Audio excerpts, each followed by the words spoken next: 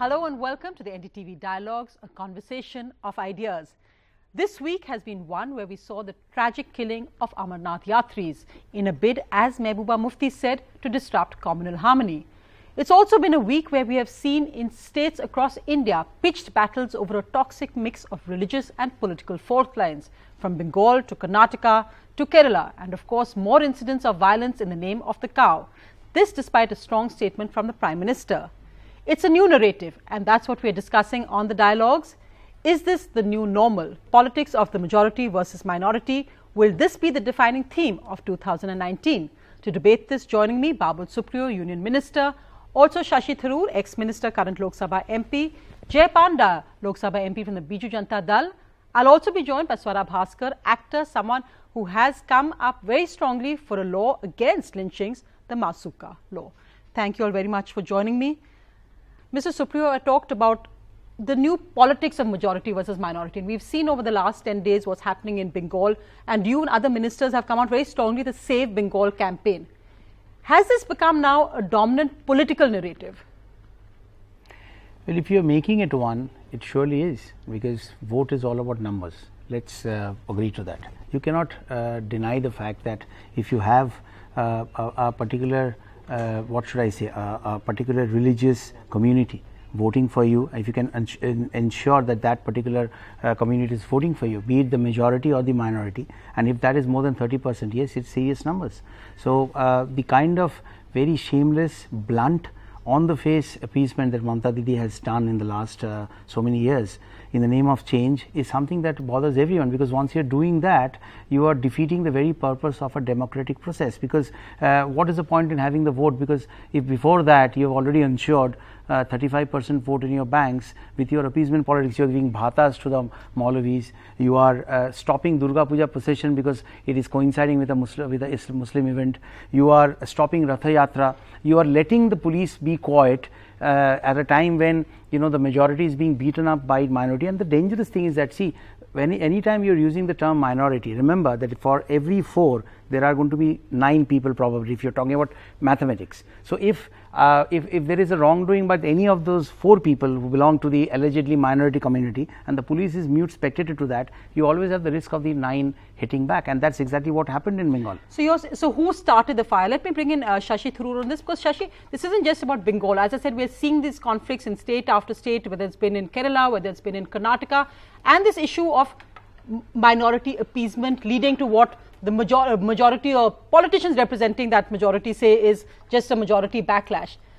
But within the Congress and opposition parties, there's been some kind of churning over how to tackle this as well. You had written recently about how the Congress can't be BJP light, because within the Congress as well, people are questioning whether the party's traditional secularism policy works anymore. Within the TMC as well, there's been some attempt to balance out this pro-minority image. How does the opposition grapple with something which is a reality in politics today? Well, the question is who has made it a reality and why. I mean, I must say that though I regard Babul as a friend, I deplore the idea that a religious community should be the basis of a vote for anybody. I think democracy should be about bijli sadak pani, it should be about roti kapda makan, it should be about performance, about the rendering of public services. You don't elect politicians to look after your religion. But sadly, we have seen, unfortunately, a deliberate attempt by the ruling party to encourage political polarization in order to get the votes of the majority community. We've seen this in UP in Muzaffarnagar. We seem to be seeing it in Bengal now. And what I don't welcome about this is that it corrodes the fabric of society, which is the society we have to live in between elections. I agree if with you, all we're focusing on ultimately is who wins the next round of voting, we are going to be destroying the basis for the India that will have to go on beyond the voting. I agree with you, Dr. Tharoor, on the principle, but when you look at the reality, and for instance, if the argument would be, say, Akhilesh Yadav in Uttar Pradesh, and he lost, many say, because of that policy that he had seen as to appease one community, whether it was the Muslims or the Yadavs. Mamta Banerjee, the accusation would be, and this has been, the Calcutta High Court has made statements that is it seen that one community is being favoured over the other. So the political hypocrisy is on both sides. Look, arguably, I don't certainly want to pass judgment on what the High Court judges have chosen to say. My point is very simply this, that a communal basis for politics is something that vitiates the national essence. that politics ought to be about performance, and that really is why we should all be in the game of politics, because our job as politicians is to look after the people and not to worry about their religious orientation. Secondly, we have a rather explosive situation brewing in the country now, because systematically many of the things you mentioned in your introductory remarks, the Gaurakshak movement, the violence, the lynching that has taken place in many parts of the country, all of these together have created a genuine sense of minorityhood and exclusion on the part of our very, very significant Muslim population. Now, I don't think that this is going to be healthy or in India's interests in the long term, because one of our great strengths has been the successful integration of diversity, whether it's Muslims, whether it's Christians, Parsis, any other minority. The fact that we can live together as a people, the fact that we don't have Muslims going and joining Al-Qaeda or ISIS, Daesh and so on in any significant numbers, all of this has been the strength of India. If tomorrow people who have been feeling integrated and, if you like, appeased, are suddenly going to feel discriminated against and vulnerable, then all these bets are off, because then their radicalization and the tendency to extremism will become far, far greater. So you also have to ask yourself, what's in India's long-term interest? Mr. Supra, just come to, but let me just bring in Jay Panda. I just want to say one thing about what he said. I would get, just give me 1 second. See, this is exactly what I'm saying. I completely agree with you. What Mamta Didi, see, I don't want to talk about elsewhere. I think let's not make it about just Mamta, West Bengal. I just want to say one thing. It's a larger issue. But since he brought that up, I think it is the appeasement politics which has happened in Bengal, which is putting the rest of the community in the danger of retaliating, and that is exactly what this fasad are happening, and this is what he exactly saw. I don't think any party can claim to represent the majority of West Bengal, because Mamta Banerjee has won election after election. Doing that. We are not doing that. Clearly she wouldn't have won that if people from all communities hadn't voted for her. No. People from all communities notwithstanding. Look at what Barkati did, look at what the other imams are saying, look at the kind of fatwas they are releasing, and they are saying openly on TV camera that we brought Mamta to power and therefore we have the right to have lal battis, we don't want to listen to Supreme Court. I am saying the appeasement in Bengal is very blatant. You don't need to have the chief minister do a fashion statement in every corner of a street. That's true. Where in some place she's doing namaskar to Makali, otherwise she's having a hijab doing this. Do you think that is becoming every politician? No, come on, I don't think so. No, but you don't. I don't think that you put big posters on cutouts on the streets. Then do it everywhere in Bengal. Why only in Muslim specific areas? Why only in Hindu areas? I think God exists everywhere. Mr. Supra, you have a chief minister of Uttar Pradesh who wears saffron robes. So what? I mean, if you are okay with that, no. So then why shouldn't Mamta also go to Da Kali or go to this thing? You can't have religious symbols only for some is okay, not for others. No, I'm saying that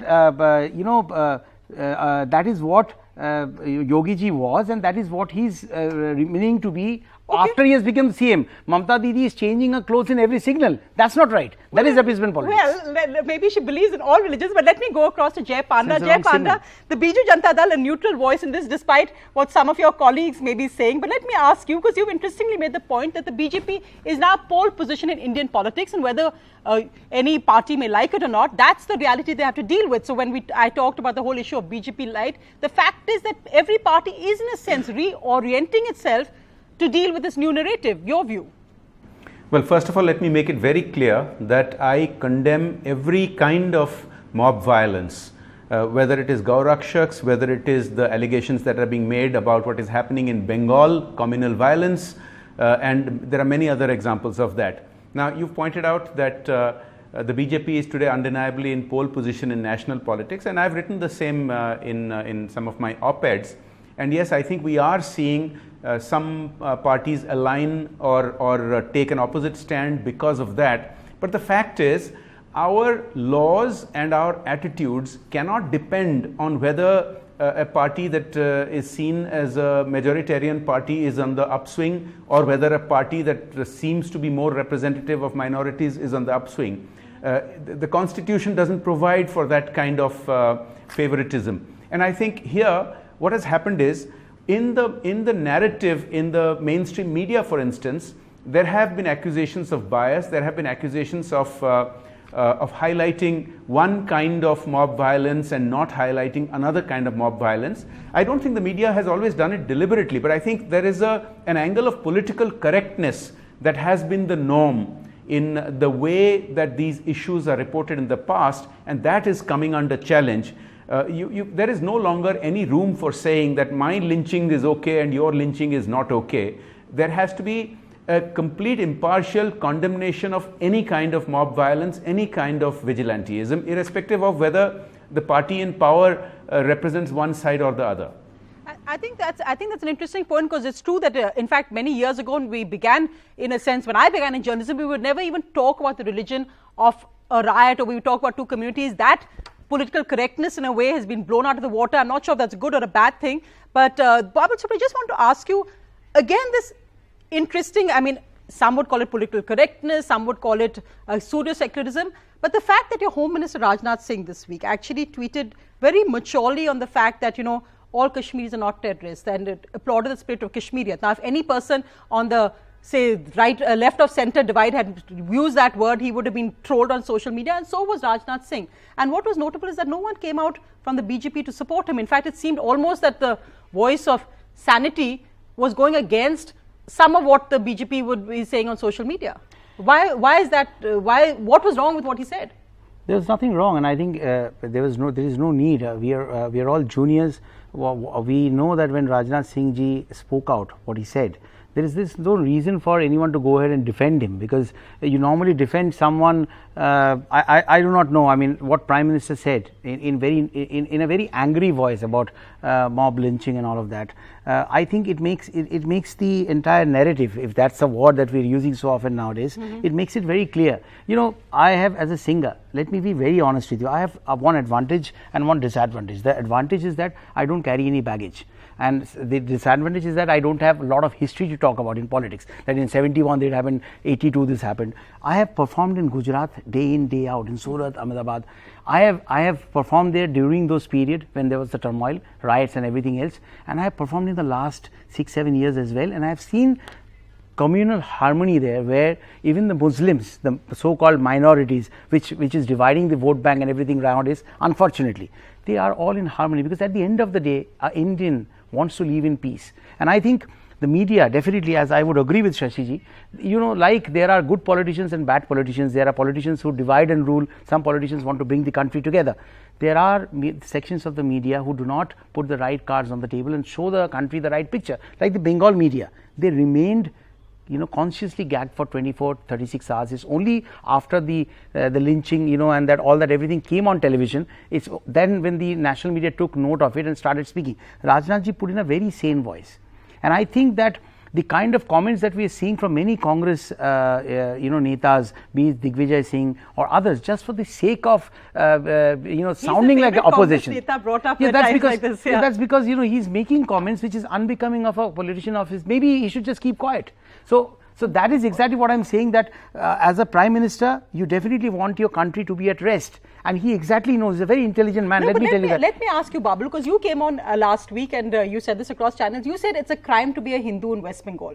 Now, surely that statement you don't think is a sober statement. Don't you think that statement is inflammatory? No, I said, is it a crime to be a Hindu in West Bengal? I think if Hindus, why I asked that question? Why I'm telling you, because they see that the social media is often, I'm not talking about the fringe elements there. The social media is often the mirror image of what the society is thinking. Many out of them do not have the courage. Let me tell you. No. I know the I hope nots and the I hope it is kind, because we all go through the trolling that happens. I think that people are scared in Bengal to come out and speak. Now the question is, if 5 Hindus or 5, it feels very sad for me to use this Hindu and Muslim terms, because I stayed in Bandel where we went to Imambara, wo nazar utarne ke liye my mummy used to take that. That's how we grew up. Now the question is, if there are 5 people, the Junaid case is a case of normal lynching. It's because on a seat on a crowded train, and the railway ministry, I have seen officers discussing whether they could do anything to reduce that crowd in train. It could be more trains, because that is what caused it. The moment a guy from the minority community gets lynched, or it's a crime, just one more line, it immediately gets connected to BJP. That's so wrong. That's my only point. Don't connect it to... connected to particularly bigoted, nasty statements about his identity that were made by the killers. and which many of us... But they did not be necessarily connected to BJP. See, Except that's what that it is. BJP is ruling the country right now and appears to have created a climate in which these kinds of remarks are flourishing. But who connected it to the BJP? It's a fact. I mean, it's not, no media channel said this because of the BJP. Why does the BJP react in some way that you're defending the... who connects it to the BJP? Well, you know, the social media, then how slowly the thing entirely builds up in about 24 hours. It seemed that the entire thing was kind of orchestrated or supported by BJP. I said that these kind of things, it's not that it's happening now. It has happened for so many years. But why connect it to the ruling party right now? Because we are a right-wing party, or we have at past where we have spoken about Hindutva. So why connect everything to BJP? Okay, but let me it's just... a crime. Let me just ask Jay Panda, I wanted you to get in on this. Babu just made the point as well that now talking, and even he says that, you know, that in a way talking about 4 Hindus versus 1 Muslim, or talking about identities of people, even the question he raised about is it a crime to be a Hindu in West Bengal? You made the point that earlier there's a certain political correctness when covering communal issues or covering communal riots. Was it about covering one more than the other? But is this better? Look, let's keep in mind that because of the manner in which we got independence, there was a certain ethos that evolved. If you remember, when Mahatma Gandhi was assassinated, Pandit Nehru was reported to have claimed that it was done by a Hindu, even when it was not known who did it, so that communal riots wouldn't break out. Now, that ethos is no longer tenable for the simple reason that mainstream media is no longer able to curate the news, because today there are millions of people on social media, and each one of them is a reporter. So they will report who is indulging in violence, who is not indulging in violence. They will name the communities, they will name the names, and so it's not tenable anymore to have that kind of ethos. So we have to adjust to that, and we have to take a strict interpretation of the Constitution that there is zero tolerance. But let me say, if I may, on this one, because I agree with Jay, the rule of law is the issue. And we clearly need a society that's built on rule of law, and the law must be impartially applied. I think our particular challenge in the last 2 or 3 years has been the fact that while the government may be speaking in terms of maintaining impartially the rule of law, it happens to be the government of a political party which for political reasons appears to be promoting the interests of a particular community, namely the majority community, and thereby creating an atmosphere in which some of the negativism towards minorities is allowed to flourish.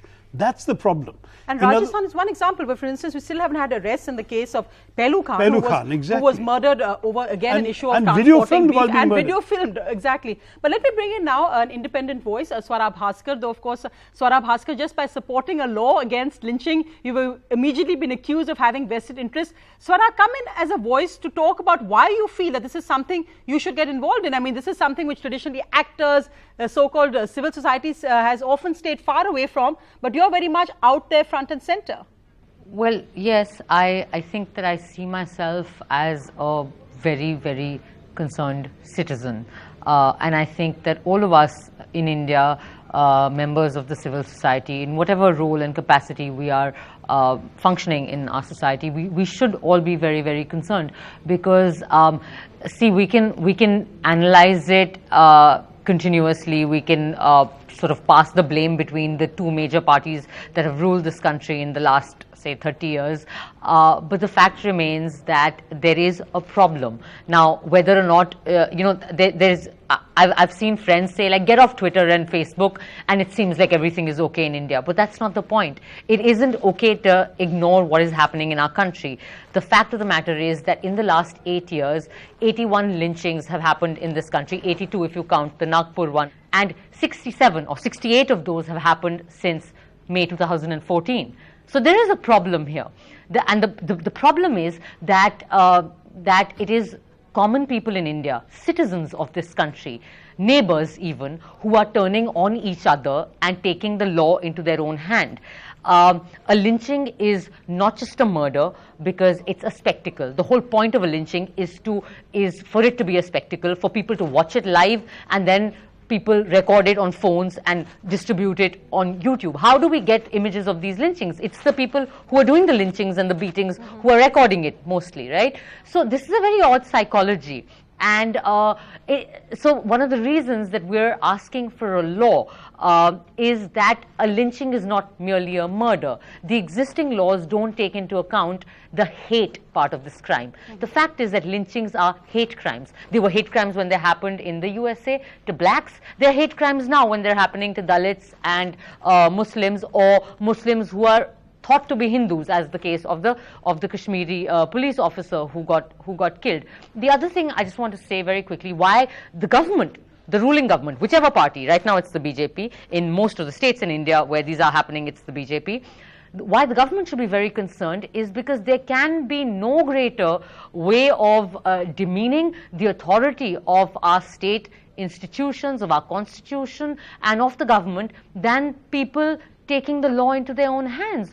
Because a lynching doesn't just say to the victim that, you know, the law of this land will not protect you, your constitutional will not protect you, your government will not protect you, you are at our mercy. It's also sending a message to the government that we don't care whether you're there or not. We will form our own groups and we will go and check people's stiffens to see whether the meat is beef or not. If we think it's beef, we will then dispense of our own justice. So I think that the government should be very worried, because this basically points to an absolute breakdown of any kind of rule of law. Let me bring in Babul, and I think, yes, I just want to get him in on that, because Babul, that's a valid point, because as you said, the Prime Minister himself made a strong statement against mob lynchings. So the mob lynchings that have continued after that, are we saying then that the government is so weak, or the Prime Minister's word is so weak that they're not listening? Ironically, in Nagpur, the man who was beaten up for allegedly carrying beef was a BJP activist. He was head of the BJP minority cell. So in a sense, this is a monster that is growing, and if the government is the government not tough enough to act against this, regardless of who it is and regardless of whether the victim is Muslim, Dalit, upper caste, Hindu, whatever division we want to put in it? See, that's exactly, I think, Nagpur thing, the incident, it brings out a very good point. And what is that? It turns out that the guy who got beaten up or lynched is a BJP guy. So that's exactly what I was trying to say, that lynchings, so both lynchings have been happening in India for a very long time. You know, in Kolkata, I used to travel by train to my school, Don Bosco, also to office. There was a big joke that in a station you suddenly find some pocket mar or someone getting hit. You do not know what the guy is being hit for. You just go, enter the crowd, give him one slap, and while leaving, ask ki kya hua tha? Kya hua tha? It's like that. So this lynching or mob beating has been a part of. I'm saying, you know, whether it's innocent or not. I'm saying that I've seen people beaten to death for petty thefts of stealing a chicken or a goat. That happens in. I'm saying that, like you're talking about Nagpur, a BJP guy got beaten up. I'm saying the lynching should not be unfairly connected to only BJP and RSS and Gaurakshak and Bhaks and this and that. That is making the entire thing very messy, and we are turning around. We're moving away from the main directives that are being issued, things that are being said by the Prime Minister, said by Rajnath Singh ji, and many of the BJP stalwarts who are making it clear in no uncertain terms that Gorakshaks are not they are pretending to be part of this, you know, the BJP or this right-wing community, but they necessarily are not part of the BJP, and we are not trying to support that. That's the point. Swara Bhaskar wants to react. Go ahead, Swara. I don't think that Mr. Supriyo is, I mean, I would beg to differ with Mr. Supriyo, because the thing is that it's you know, this is a very convenient thing to say that, oh, you know, pocket mars get lynched and people who molest girls get lynched, and it's not the same thing. It's a very different thing when a government has just passed a law banning the slaughter of cows or making beef illegal in certain states, and then suddenly you see around this whole issue that particular beef being made the excuse to kill people, right? So it's a very different thing. It's a very different thing when in Kashmir a police officer gets lynched on the suspicion of being a Hindu. That's saying something very, very sinister about what the majority in whatever place it is thinking and feeling. So sir, please don't give vague examples of pocket mars and molesters. It's not the same. It's not the same thing, sir. It's lynching not is lynching is lynching. Secondly, It's sir, criminal. Please, one second. You talked about the Prime Minister's statement.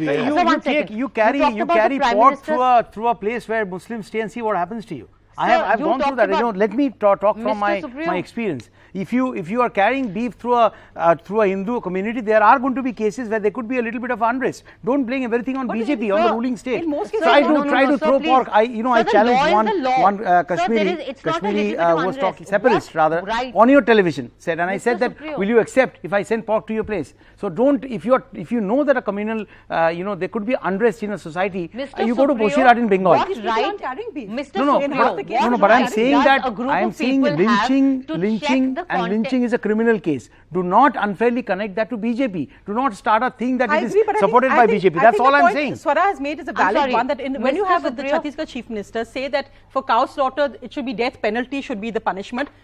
Immediately, what's the message that goes out? And let me just get Swara to finish what she was saying. Swara, go ahead, because you came in to finish what you were saying. Yeah, I just want to, Mr. Supriyo, I have one more point, but I will just say before that, okay, you're talking about carrying beef into a Hindu neighborhood and so on. What right in this country, which has a constitution that is an amazing document, it's something we should be very proud of. It has a government that is very much in power, democratically elected. What right do self-appointed groups have to get onto public transport like trains and start checking the tiffins of people? Yes, it's a crime. Who gave them It's that not right? BJP. Is It's a that crime. not- Prosecute is that him. not, Arrest is that him, not but not more. Don't diminishing connect it the to BJP authority unfairly. of our courts? That's not correct. For example, that's the first thing. But Sir, let her finish what she's saying, then again. Let her finish what she's these saying. committees have sprung up after y'all banned No, beef no, that's and not made correct. a cat. I mean, where were the Gauraksha? I never heard of Gauraksha committees 4.5, 5 years ago. Anyway, that said, Where are the award other thing opsies? is, and Tell me. because you mentioned BJP, 1 second, sir. You mentioned BJP. Forget the BJP. I know that it makes you very it's not that.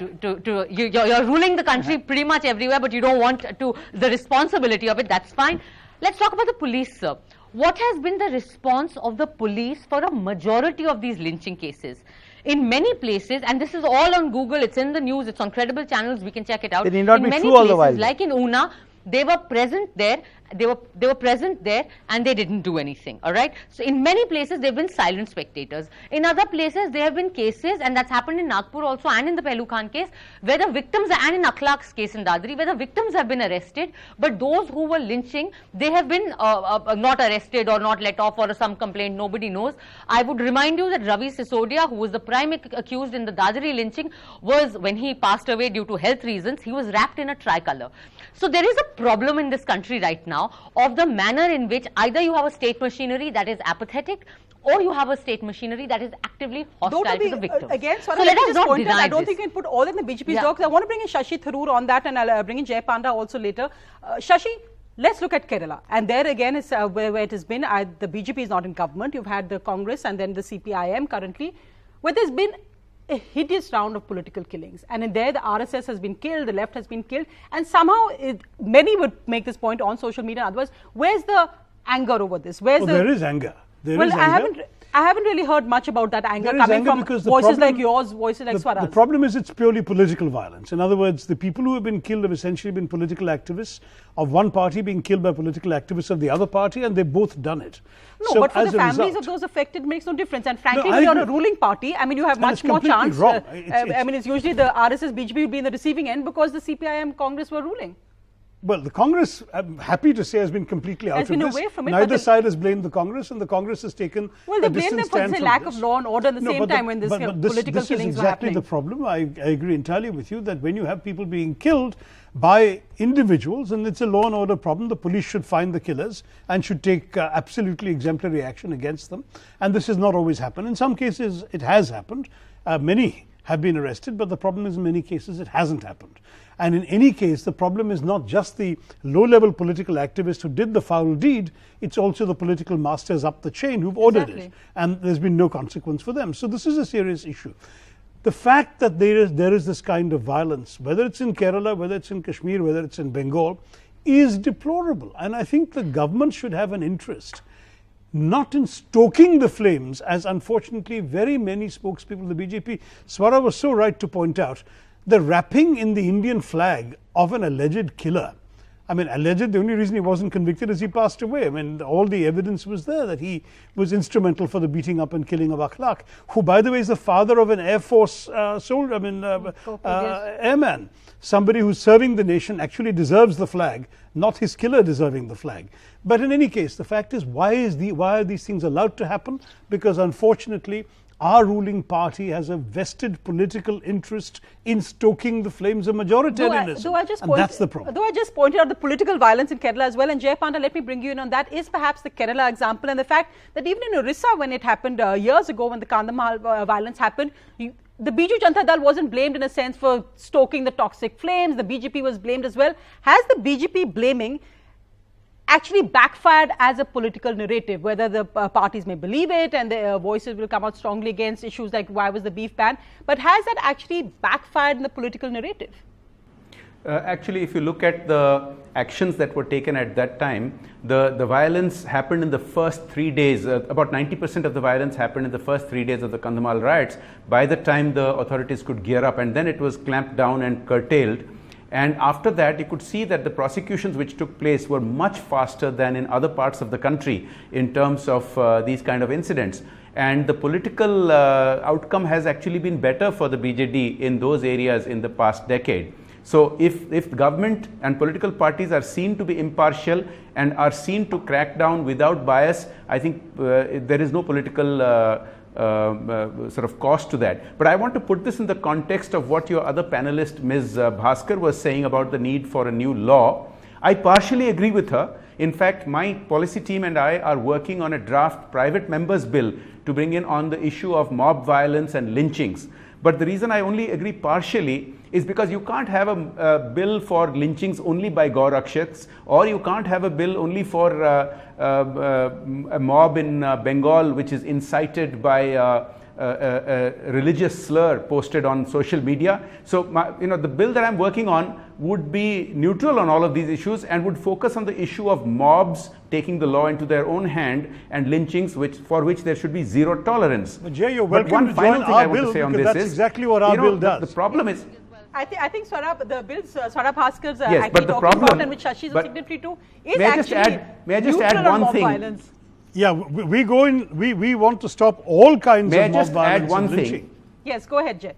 The reality is we have many different laws like this. If you remember, there is an epidemic of doctors getting beaten up all around the country in hospitals by relatives of patients, and there is a law on that. Now, you can have any number of laws, but unless the penal system, the judicial system is functioning properly, it will not lead to results. We need to focus on fundamental police reforms, prosecution reforms, and judicial reforms. So that's in our law too, Jay. We are actually urging that there should be very specific steps taken to pinpoint responsibility on the police, and if certain actions are not taken within certain deadlines, police officials need to be suspended. That's also written into the law. So come on board our law. We'd love to have you join us, because this ought to be beyond politics. It's not about any one party. I would love it if Babul as a minister, the poor man can't. But I don't know why I'm first of all, I don't know why you're saying poor man. Let me tell you that. I could just say he's lost his lal batti after all. Says poor. No, that the lal batti, it never existed. It is about the lal batti existing in your mind when you want to misuse it. Whether it's on the top of the car. And anyway, he uses a motorbike, not official transport. Yeah, so I drive a motorbike many a times. Well, see, what I am saying is that what I do not like as a new politician. See. One is you have a long history. You have been a communist for a very long time. You were with BJP for a very long time, and you have been a Congressy for a very long time. So those, having a long, I'm saying having a long history. Long history. Normally, sometimes it kind of identifies you as someone who's is what should I say, colored in some kind of an ideology. I am very, very integrally part of BJP, but I also highly respect the line that is given by our Prime Minister, which has been resonated by what Rajnath Singh ji has said. Let me tell you one thing that our Prime Minister said in one of our closed door meetings. He said that मैं साष्टांग प्रणाम करता हूँ उन लोगों को जिन्होंने उटपटांग बातें नहीं की and helped us by keeping the development agenda ahead of anything else. Now, you know, the cephalologists are going to find a lot of equations for the win in Uttar Pradesh. There are going to be talks about putting this card there, putting that card there. But then if you are intelligently working out your vote mathematics, there is nothing wrong in it, as long as you're not equating this, you know, this communal violence is only with BJP. I think that we are a secular country. We have strong sentiments that are, you know, where are these award Wapsi guys? Can you please tell me? They just erupted before the Bihar elections and vanished. What happened before the Delhi elections? No. Babu, come on, oh, come on. How many they did not give back the same Where are award? they now? Where are they now? I want to see them where they are now. Is this part of the problem that we divert, say, perhaps the focus I'm not on diverting the it. guys I'm who saying are, that who are the lynchers or the guys who need to be punished, and we suddenly award Wapsi not in my name as if they're the criminals? No, I am saying that, see, if you see the narrative of all of them was kind of like holding BJP responsible for this lawlessness. These lynching is a serious issue. I agree with him. I think Prime Minister has said that. Rajnath Singh said that with everything. I think that to bring in a law and to get it enforced in states so that it is done and not only talked about is what is the most important need of the hour at this point of time. Pointing fingers and connecting all of those mob lynchings with BJP will only let off a few criminals who are doing it to just malign a particular party because they think they can get away with that. No, I agree. The way to actually forward this is to make it bipartisan. But in that fact, why wouldn't say the BJP go to not in my name protest? Why is it seen as an anti-BJP protest? Let me just bring in Swara Bhaskar, because you made another interesting point about development. Is it also about this whole issue of, say, communal politics or the kind of polarization? Because it's easy then to divert from issues like development. It's easy to divert from issues like where are the jobs. I mean, there is also a whole fact that when you see angry mobs, mainly made up of jobless young men, frustrated, that there is also a kind of tinderbox we seem to be sitting on in terms of law and order. Is the real, say, heavy lifting on issues like development, jobs, is this something that you think is not really being looked at right now? And you wanted to react also on other points. Go ahead, Swara. Yeah, absolutely. I think that you're absolutely right in saying that this whole, these emotive issues like beef, like love jihad, like, pink revolution, like these, the apparent, but, factually completely not verified migration from Kairana in Uttar Pradesh. All these are emotive issues. So, and they whip up a kind of hysteria and people come together because these are issues of belief and faith and prejudice. But I think that you're absolutely right in saying that the main issue is employment. It's the jobs that were promised when in this government has come to power pretty much everywhere on this Sabka Saath Sabka Vikas agenda. So it would be nice to see some of those real development issues being talked about. Yes, they're boring, but I think I want to say that it isn't about, oh, but your government was in power and your government was in power. We're asking for a law called the Manav Suraksha Kanun that will ensure that vulnerable people of any community in any place, it could be a Hindu in Kashmir, it could be a Dalit in Maharashtra, it could be a Muslim in the whole Hindi belt, it could be an RSS worker in Kerala, that people who are vulnerable are not at the mercy of the mob, which then is able to kind of do whatever kind of hate crime. That's one. And in that sense, I think that we should, I have no pretension about being an expert on any kind of law, least of all criminal law, but I think it's a bit like saying that why do we need a law against marital rape? There are laws that take into account rape and molestation and assault on women, but if you look at women's activists, there are so many of them who have been sort of lobbying for and working towards having a specific law on marital rape, because marital rape has a specific context. It's the same thing with lynching. I just want to say to Mr. Supriyo, sir, you're absolutely, I don't think anybody is wanting to blame the BJP. It's not fun. It's not fun to seem like an anti-government person, be labeled anti-national on Twitter and khao galis every morning when we wake up to our news feed and to our timelines. All your leaders are very popular and you all have a very, very sort of active and enthusiastic cadre, especially when it comes to dealing with apparent anti-nationals. But the point, sir, is that yes, in Bengal, Mamata Banerjee's government is answerable for the kind of violence that took place after that alleged Facebook post of that boy in class 11. The PDP, BJP combined is answerable for what happened in Kashmir with that Muslim police officer who was apparently supposed to be a Hindu and was lynched to death for that mere misunderstanding. Similarly, the governments in Haryana in Rajasthan, in Madhya Pradesh, in Jharkhand, in Uttar Pradesh, and in Delhi and in Maharashtra must be answerable for the kind of violence that is taking place. Now, whether you want to call them anti-social elements, and they certainly are, or whether they think that they are Gaurakshaks and, you know, part of your larger Sangh Parivar cadre, I don't know.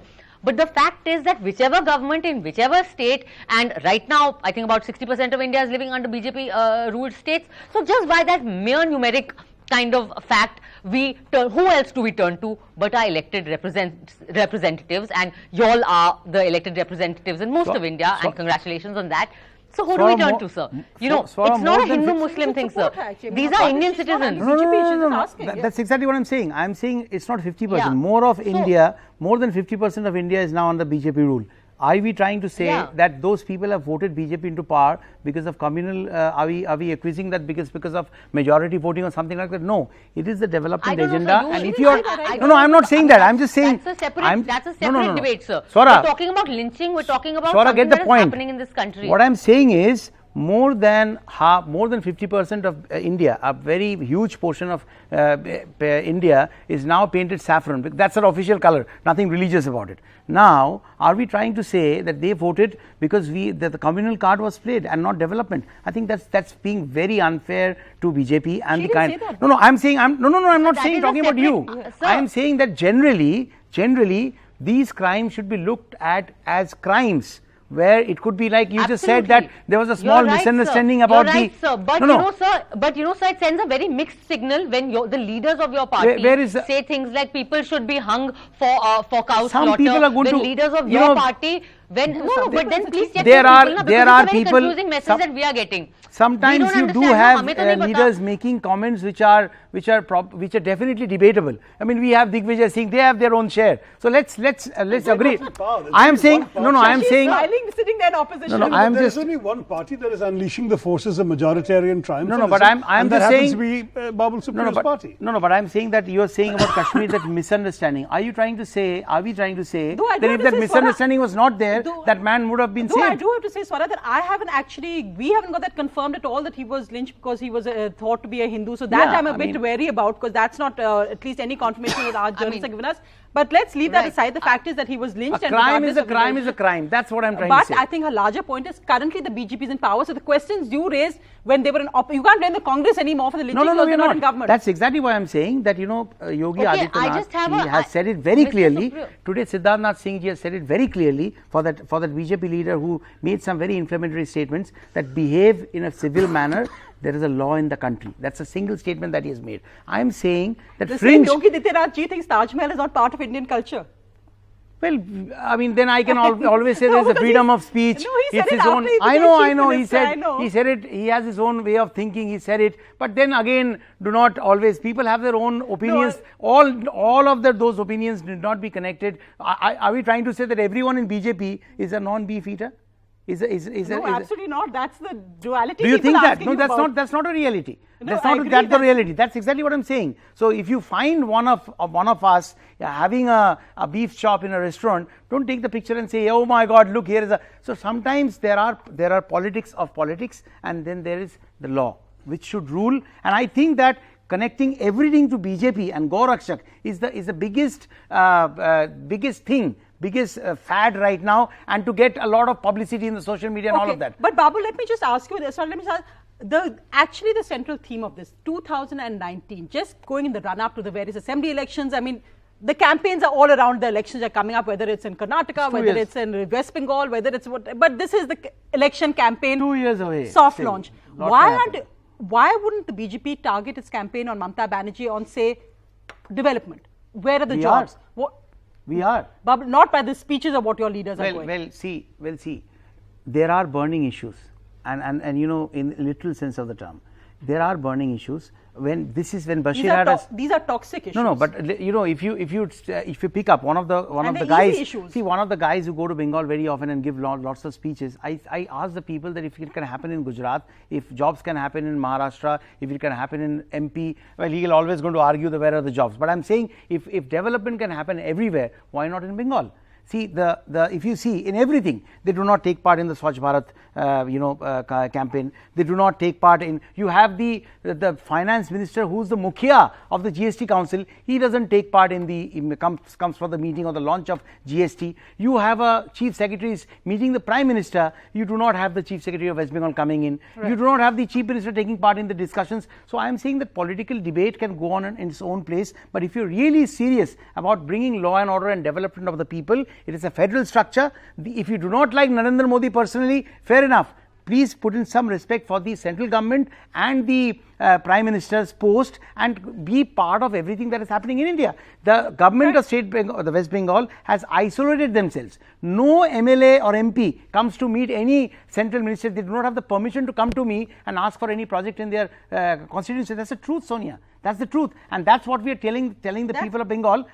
The added thing is the blatant appeasement politics of Mamata Banerjee because of the 35% vote of Muslim ban. Well, I think adding that last, let me bring that into Shashi, that are we now seeing the soft launch of 2019? This is where we're going. Uttar Pradesh perhaps proved the efficacy or the efficiency of having a development mantra plus with this kind of cocktail of appeasement versus one community versus another. Is it now a kind of package deal? I think the mix in the cocktail is changing because the sad truth is the development mantra is seen as more and more empty. As Babul himself implied in his comment, jobs are not being created. Economic growth has slowed. We've seen that both demonetization and GST, in the manner in which they were implemented, have actually constituted major setbacks rather than positives for the economy. But the way in which all this is going, there isn't an economic message to sell. You cannot go to the same young voters in UP whom 5 years ago you promised jobs to and then ask them for votes on the basis of jobs they haven't got. They're not going to vote for you again on that basis.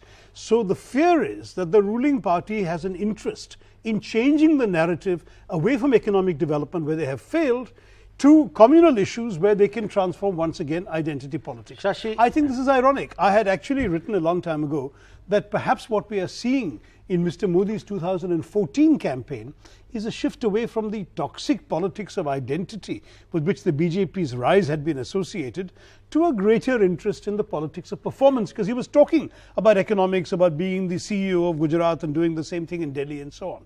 But when for 3 years you don't have an economic record to show, suddenly communal issues, majoritarian issues, divisive religious issues become predominant in your politics. But I have seen in the parliament, pushing the through opposition, GST, maybe one major reform. Or you stalled it for such a long time. GST was you started it. It was our idea. You guys stalled it for 10 years. No. Swara, final words from you again as a young citizen.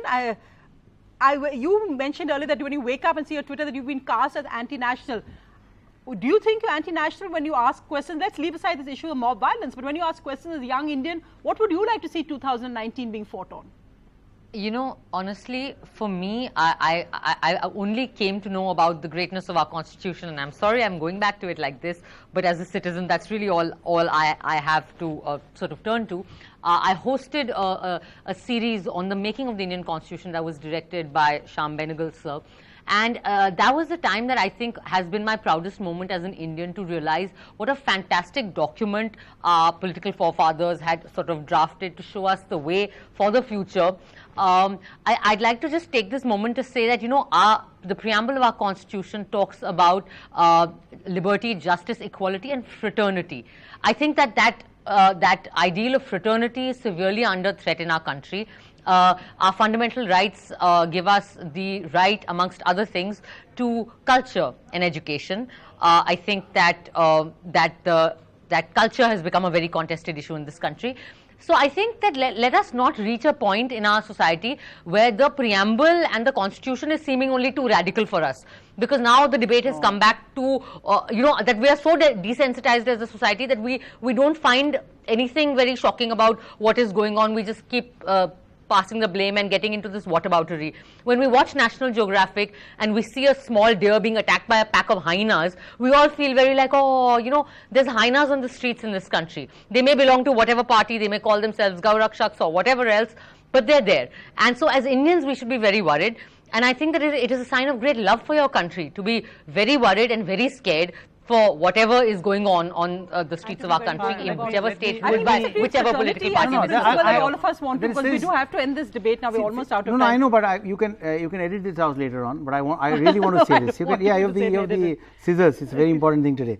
There is nothing that I can disagree with. No cow, Hindutva and cow. No. I'm saying that there is nothing you can disagree with what Swara said. I agree with everything that she had said. But what is appalling to me is that Shashiji refuses to acknowledge what Jay just said, that 7% growth does not really transpire to 7% growth in jobs. He being a UN guy listen